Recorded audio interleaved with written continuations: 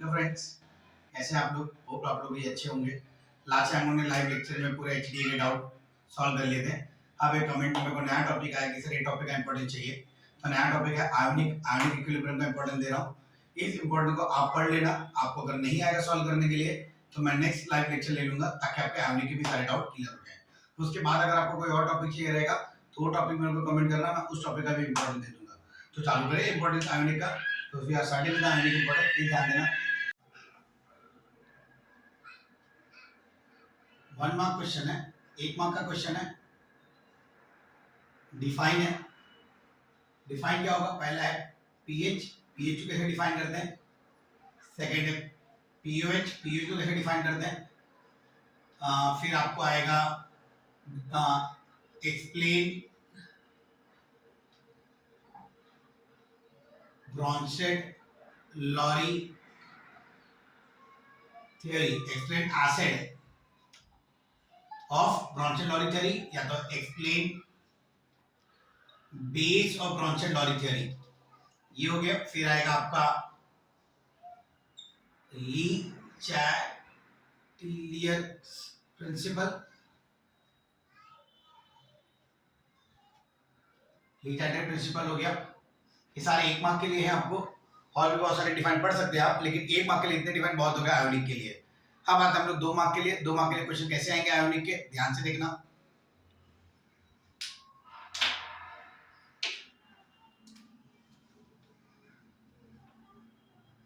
चलो तो अब हम लोग 2 मार्क का क्वेश्चन देख रहे हैं।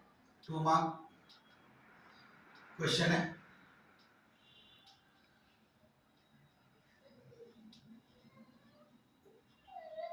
Oswald dilution law for weak acid, एक इसके लिए है। एक है Oswald dilution law for weak base के लिए है। 2 मार्क का डेरिवेशन है, कर देना आप। फिर थर्ड आता है आपका, सबसे इंपॉर्टेंट है ये, prove that pH plus POH is equal to 14, ये बहुत इंपॉर्टेंट है। फिर आता है अपना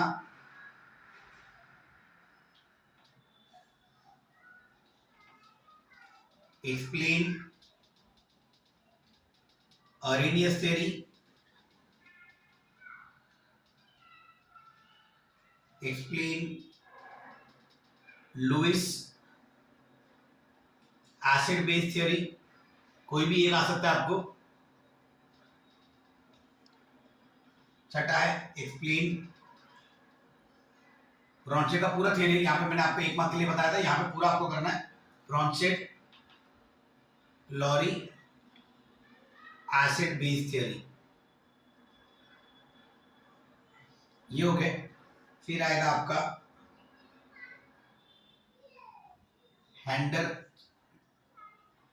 हेंडरसन हर्सलबैच इक्वेशन है फॉर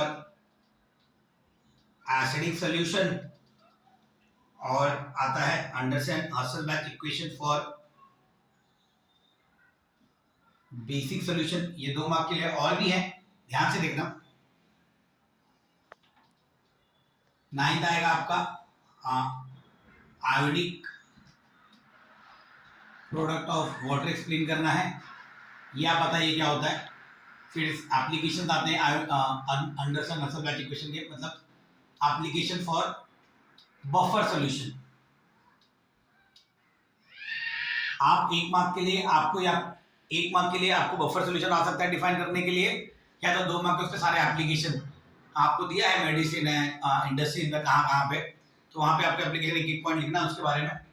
फिर आता है अपना आयोनिक प्रोडक्ट हो गया, ऑस्मोल डाइल्यूशन हो गया, ये सारे थ्योरीज हो गई। कितना बहुत होगा। फिर क्या आता है न्यूमेरिकल्स।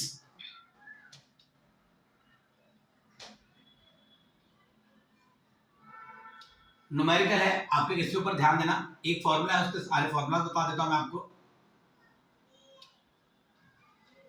ध्यान से देखना। पहला फॉर्मूला है आपका alpha is equal to root of Ka by C for weak acid, second है alpha is equal to root of AB/C for weak base.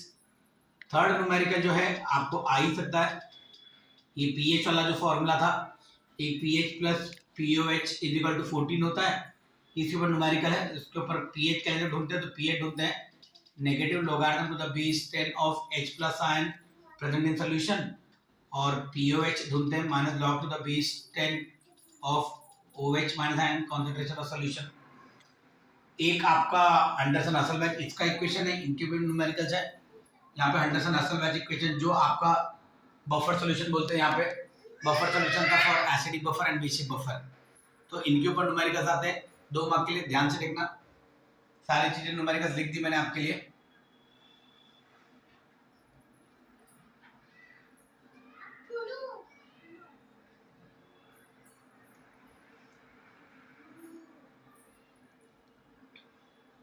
अभी तो मैंने आपके इंपॉर्टेंस दिए 1 मार्क के लिए, 2 मार्क के लिए, ये इतने सारे इंपॉर्टेंस हो गए। अगर आपने एक भी मिनट अपने मतलब लास्ट मोमेंट तक आपने चैप्टर नहीं पढ़ा है और आप अगर ऐसा चाहिए कि आप लास्ट मोमेंट पढ़ो और आपको पूरा मार्क्स मिल जाए, तो आप इतना पढ़ सकते हो। ऐसे तो बहुत सारी चीजें, डिग्री ऑफ डिसोसिएशन है, अल्फा वाला पार्ट है, उसके भी factor affecting degree of dissociation है, नेचर ऑफ सॉल्यूट है, सॉल्वेंट है, सोल्यूशन है, ये सारी चीजें हैं वहाँ पे। तो वो सब चीजें अपने लिए इंपॉर्टेंट है, लेकिन यहाँ पे जो मैंने आपको दिया है इतना ही आप सॉल्व करना। अगर आपको ये सब सॉल्व करने के बाद अगर आपको नहीं आ रहा है, या तो आपको ऐसा लग रहा है कि सर एक पार्ट हमने सॉल्व किया और हमको डिफिकल्ट लग रहा है, हमको चीज नहीं आ रही, आप इसको सिंपल कर दो, तो आप मेरे को कमेंट करके बता देना कि कब मेरे को इसका लाइव लेक्चर लेना है। आपका अगर आज ही हो जाएगा तो आप मेरे को कमेंट कर देना कि सर कल ही आ जाओ लाइव। तो ऐसे अगर आप मेरे को कमेंट कर देंगे तो रोज का रोज एक दिन छोड़ के एक दिन लाइव हो जाएगा, दूसरे दिन नेक्स्ट चैप्टर का इंपॉर्टेंस हो जाएगा। इस तरीके से अपने पास अभी बोर्ड का टाइम बहुत कम बचा है, तो इसी बोर्ड के कम टाइम में अपना सारा चीजें रिवीजन हो जाएंगी शॉर्ट्स में, ताकि आपको अच्छे मार्क्स पूरे मिल जाए। मैं इतना परसेंट आपको गारंटी देता हूँ कि 90 to 95% इसी के अंदर से पूछा जाएगा। बहुत बार से ये बार पूछा जा रहा है कि pH plus pOH equal to 14 क्या होता है, रिलेशन, तो मैंने आपको इंपॉर्टेंस दिया होगा इसका। आपको pH plus pOH equal to 14 होता है, आयनिक प्रोडक्ट ऑफ वाटर है। ये छोटी छोटी चीजें हैं जो आपको आती है। हेंडरसन हसलबैच इक्वेशन बहुत कम जन को मालूम है कि बफर सॉल्यूशन एसिडिक बफर बोलते हैं और बेसिक बफर बोलते हैं। बफर सॉल्यूशन क्या होता है, एक ऐसा सॉल्यूशन जो किसी भी दूसरे सॉल्यूशन का पीएच चेंज होने ना दे। जैसे एग्जांपल के तौर पे अगर हम टमाटो ले, टमाटर अगर मैं 1 दिन 2 दिन 3 दिन 4 दिन ऐसे खुले में रखूं तो शायद से वो खराब हो जाएगा, लेकिन अगर मैंने उसी टमाटर का टमाटो सॉस बना के रखा तो साल भर चलेगा। दूसरा एग्जांपल लेता हूँ कैरी का, अगर मैं कैरी लेता हूँ, आम मैंगो मतलब कच्चा मैंगो, तो अगर मैं उसको ऐसे रखूँ तो शायद से 1 हफ्ते बाद वो खराब हो जाए, लेकिन उसी आम का अचार बना के रखूँ तो बहुत दिन चलेगा। तो ये बेसिक बफर और एसिडिक बफर को सॉल्यूशन डाल के उस चीज का मैं पीएच रोक देता हूं ताकि चेंज होने ना दे, ताकि वो चीज खराब ना हो। तो ऐसी सारी चीजें जो होती है उनको बफर सॉल्यूशन बोलते हैं।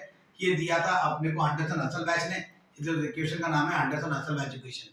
होप आप लोग इतना सॉल्व कर लोगे। अगर इसके बाद अगर आपको और कुछ लगे तो वो भी बताना मुझे। थैंक यू बच्चे लोग, अच्छा लगा आप लोग को इंपॉर्टेंस देके, थैंक यू।